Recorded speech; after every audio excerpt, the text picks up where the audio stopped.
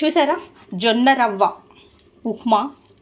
ఇదిగోండి జొన్నలు ఇంట్లోనే తీసుకొచ్చి బాగా ఒక 3-4 టైమ్స్ వాష్ చేసి ఎండలో కానీ ఫ్యాన్ గాలికి కానీ ఆరబెట్టి ఆరినాక మిక్స్ చేసి జొన్న చపాతీ చేసుకోవచ్చు. జొన్నతోని జావా చేసుకోవచ్చు.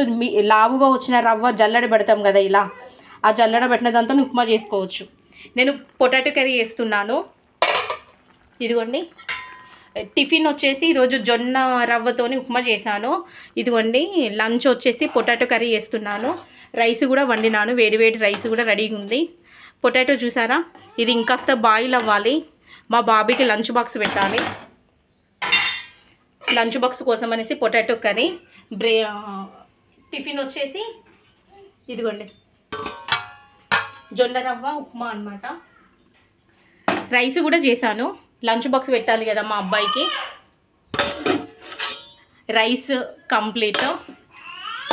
లంచ్ కోసం పొటాటో కర్రీ, బ్రేక్ కోసం ఉప్మా టిఫిన్. ఓకేనా.